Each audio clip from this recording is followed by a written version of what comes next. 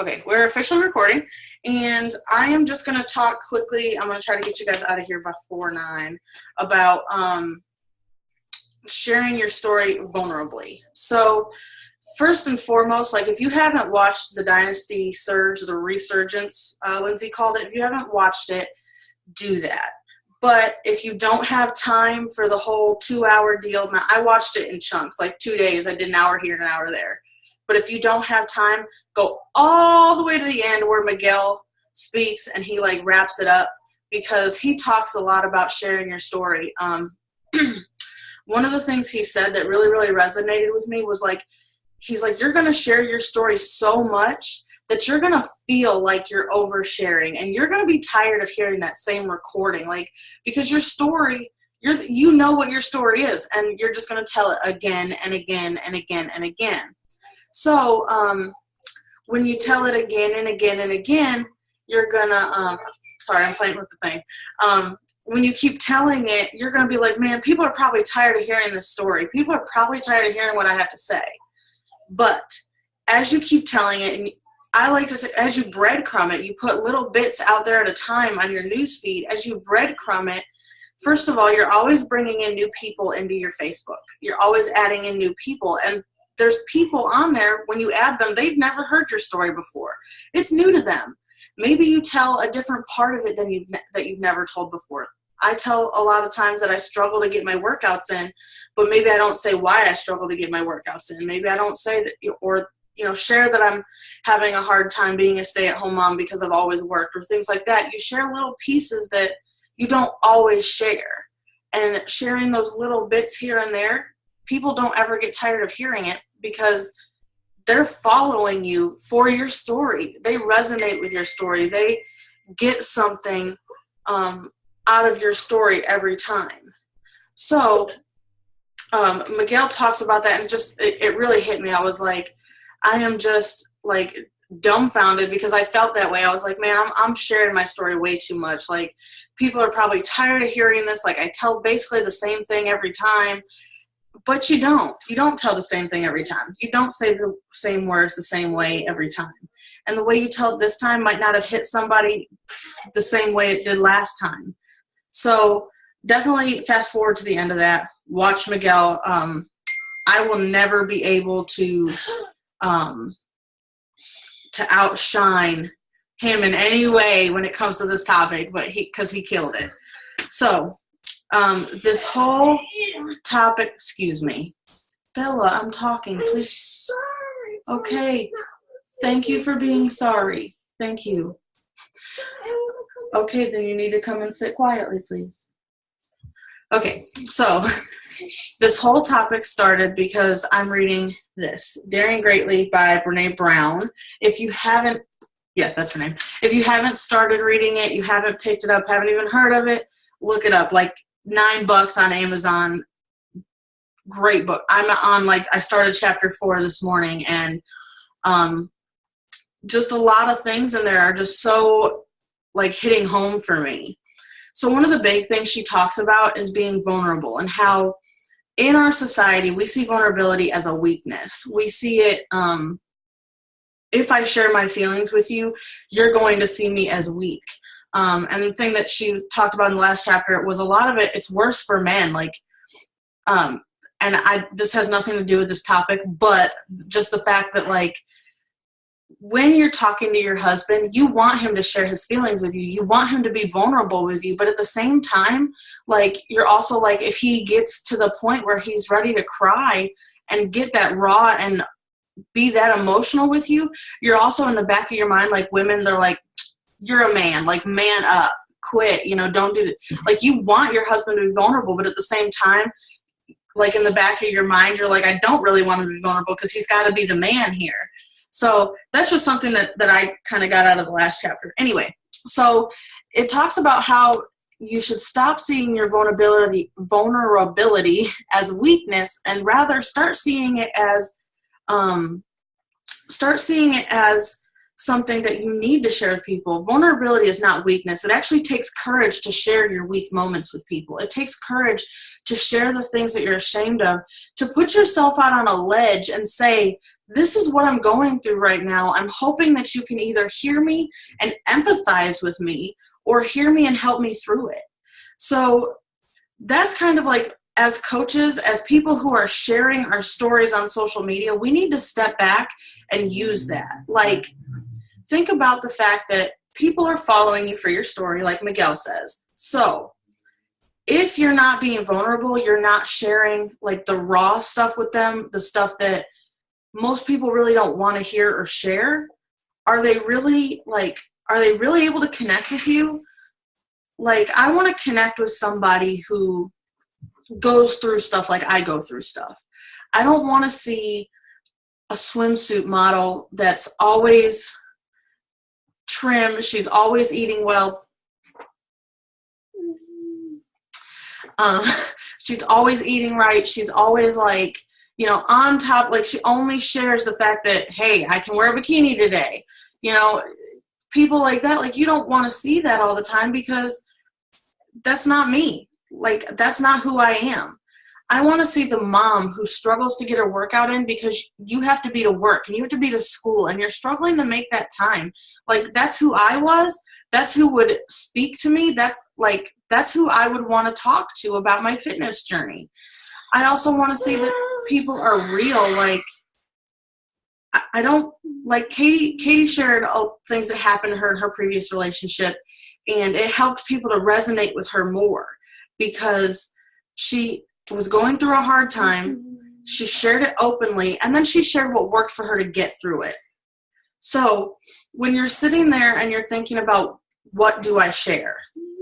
You sit there and say, okay, for me, I didn't work out for like 2.5 months because I was just in a bad place in my life.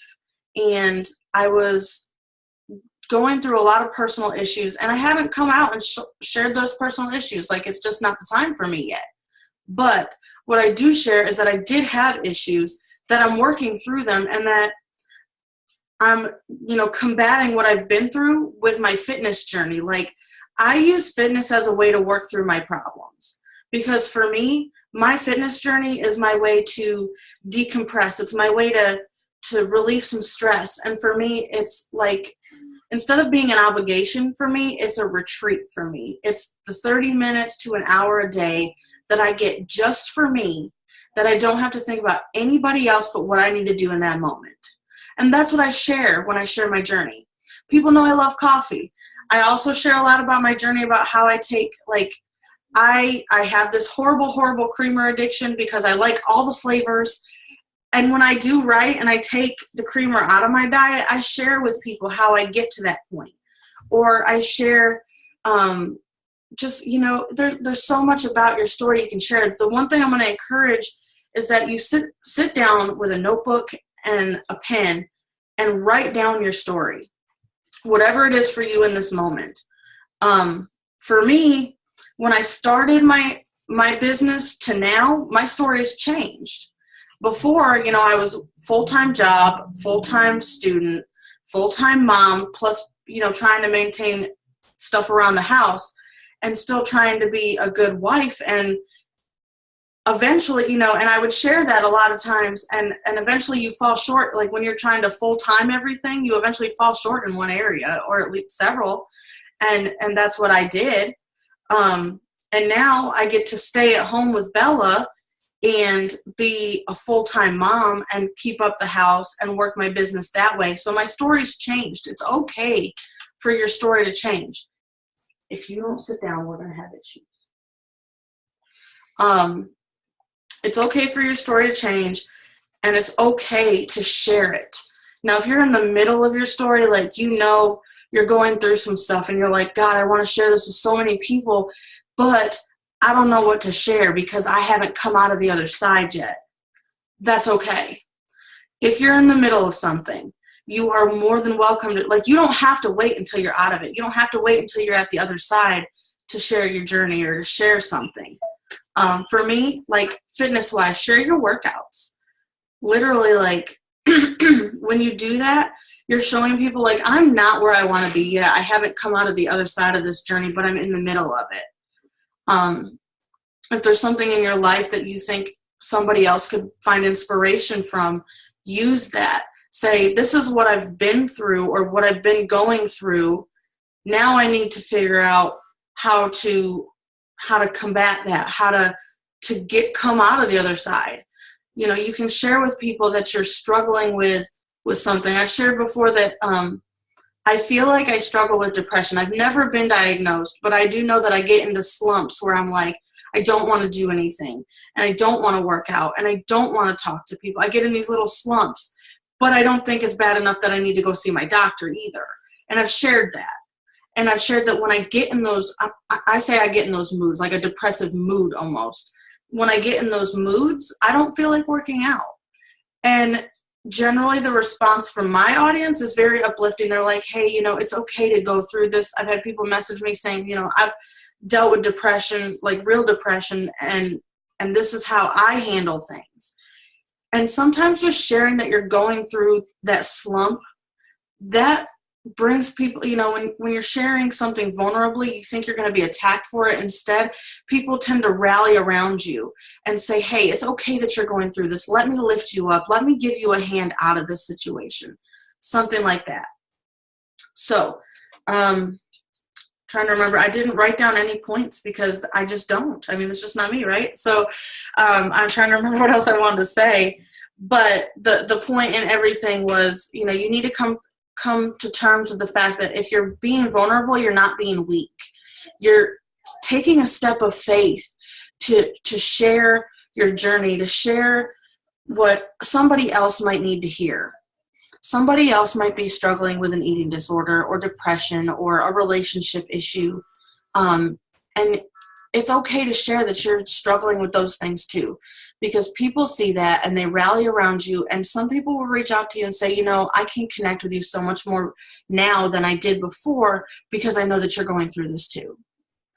And I'm not saying that you should only use the things you're going through to grow your business, but it definitely makes people inspired by you. It makes them connect with you, and it makes them feel like maybe what they're going through really isn't that bad.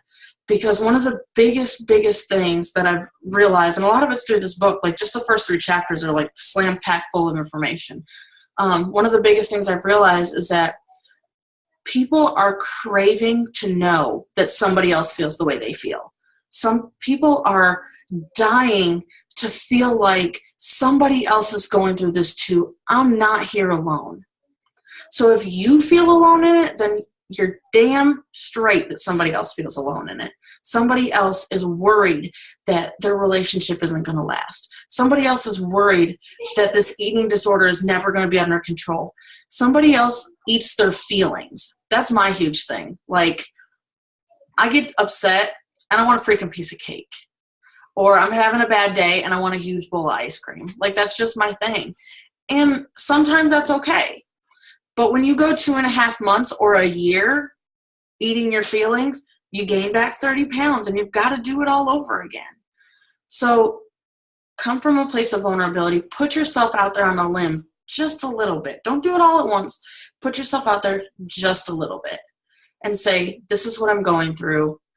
I just want to share with you that I'm here, that I'm working my way through it, and that I'm not over it yet, but I'm getting there. Or this is what I've been through. This is how I fixed it. This is where I'm at now.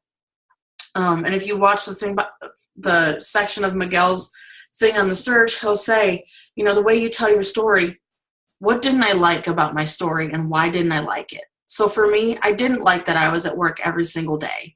I didn't like that I felt like I was missing out on my daughter's whole life and that I never spent any time with David because he worked 14 hours a day. So what did I do to change it? Well, I started building my Beachbody business. Back then, I wasn't really working as hard as I should have. It didn't grow as fast as I could.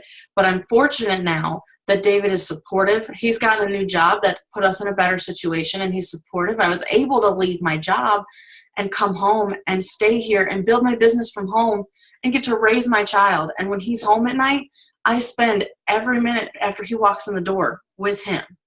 Like, that's a blessing to me. And then Now that so what was wrong? What did you do? And so how has it changed? What's different now? And you tell people, you tell your story that way, and people will eventually relate to you. And maybe they won't reach out on the first post or the second one or the third one. And some people just kind of stalk your page, and that's okay. Eventually they'll reach out and say, hey, I've been reading your posts. I've been watching your story. I need your help. Can you please lend me a hand? So that's kind of my spiel on like going out on a limb, getting vulnerable. Kelly, do you have like any questions or anything you want to add? I just, first of all, and I said this already before, but I mean, I think you've been doing amazing with your posting, and like I've definitely seen you putting yourself out there and talking about things that, I mean, I know maybe it doesn't feel like a big deal at the time or whatever, but like for somebody else reading that stuff to know that like, hey, it isn't just me, because a lot of the things that you post, I'm like, me too. And you know, I've found that when I post things mostly about like my depression and how my eating habits and my workout habits sort of fall to pieces when I'm going through that kind of stuff, like people really relate and respond to that. And it was so scary at first to start posting things about that, you know, publicly for anyone to see. But what I've discovered is that I have not had a single negative response from a single person about any of it. Like everybody is so, if anything, people are nicer and kinder. And I've had so many people say to me, I would rather have a coach who is a real person like I am than Right. someone who's perfect all the time that I can't relate to. And so I think that's huge. And I have to say that like the stuff that you talk about in your posts, most people aren't saying those things. Most people aren't saying, my marriage wasn't as good as I wanted it to be, so I did something about it. And this is what I did.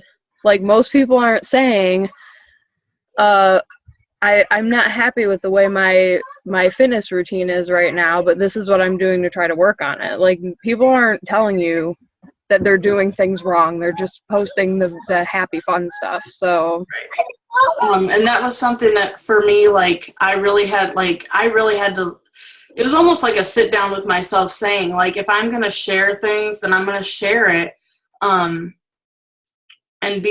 kind of put myself out there. One of the ways that came, you know, I had posted that, that David and I had split up, and we did for a little while, and I was moving back home, and I was boldly putting that out there before I was 100% sure that everything was happening that way. And I actually had to like sit back and retract and say, you know, this isn't how I want things to be. I want my family to be together.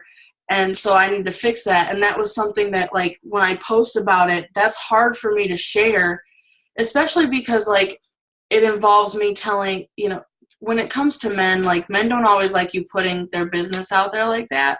And so for me, telling my story also means that I'm telling David's story. And so a lot of times I struggle with putting it out there because I'm like, man, I don't want to offend him either. But I also put out there, like in my posts, I'm very, very careful because I don't want to criticize other people. I don't want to make it look like any one person's the bad guy. And I've also realized that the only person that I can change is me. The only person that I can fix is me. And the only person that I can make do something differently is me. So when I share my posts, I come from a me standpoint.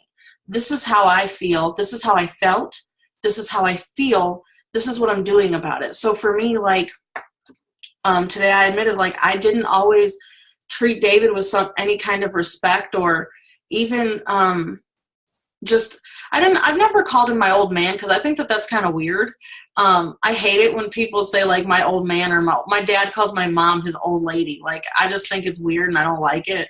But I also didn't really speak like super lovingly either.